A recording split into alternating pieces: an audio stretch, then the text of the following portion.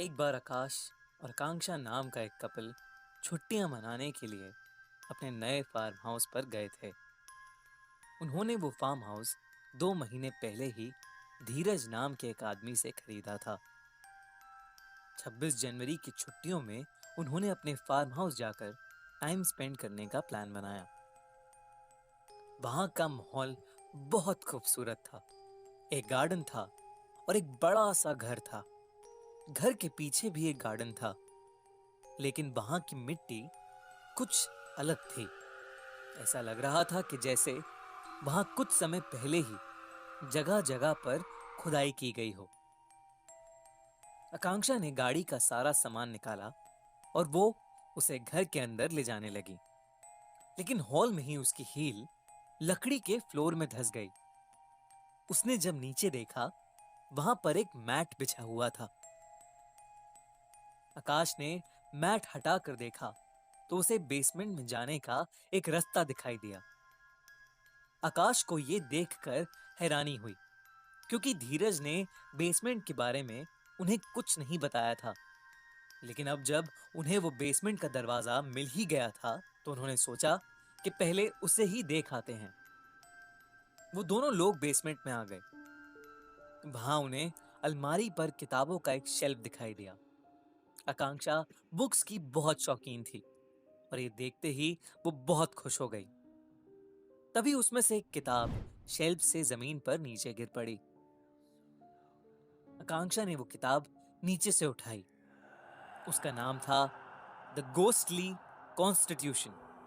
आकांक्षा को लगा ये कोई फिक्शनल यानी काल्पनिक नॉवेल होगी। वो तुरंत उसे पढ़ने लगी और शायद यही उसकी जिंदगी की सबसे बड़ी भूल थी। जैसे ही उसने वो बुक खोली, उसे उसकी पहली लाइन दिखी। इस किताब को पढ़ने वाला अब इस किताब में लिखे गए नियमों का गुलाम हो जाएगा। ये नियम इस दुनिया और दूसरी दुनिया के सारे लोगों पर बराबर लागू होते हैं। आकाश ने जब उसे बुक पढ़ते हुए देखा, तो उसे लगा कि जरूर ये कोई कहानी की किताब ही होगी, और वो आकांक्षा को वहीं छोड़कर घर के बाकी काम निपटाने के लिए चला गया। शाम हो गई और आकांक्षा अब भी बेसमेंट में ही थी। आकाश आकांक्षा को बुलाने नीचे बेसमेंट में चला गया, पर जैसे ही वो बेसमेंट में गया, जो उसने देखा उससे उसकी आंखें खुली की खुली रह गईं।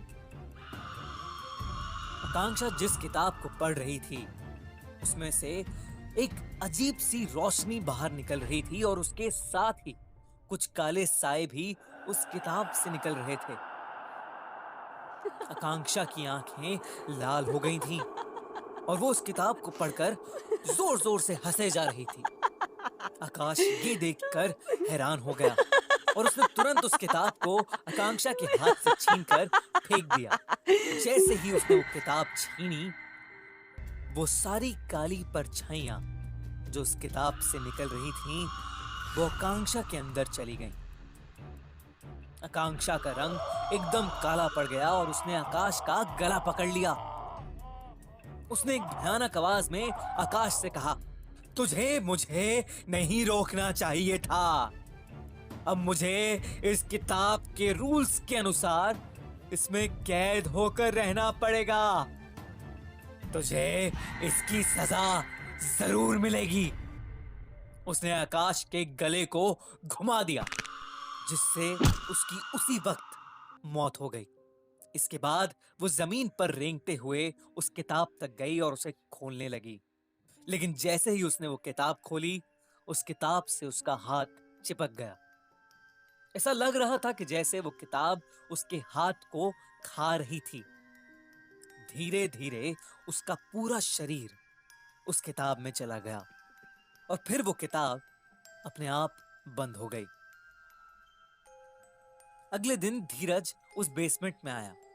उसने किताब को फिर से शेल्फ में रख दिया और उसने आकाश की लाश को घर के पीछे वाले गार्डन में एक गड्ढा खोदकर दफना दिया। धीरज ने उस फार्म हाउस के आगे एक बार फिर फॉर सेल का बोर्ड लगाया और वहां से चला गया। ऐसे भयानक घोस्टली कॉन्स्टिट्यूशन से कहीं अच्छा है हमारे देश का कॉन्स्टिट्यूशन, जो हमें बहुत सारे अधिकार और राइट्स देता है। इस रिपब्लिक डे अपने राइट्स के बारे में जरूर पढ़िए और अपने आसपास के लोगों को एजुकेट करिए। और टीम खूनी मंडे की ओर से a very very happy Republic day. और हिला दे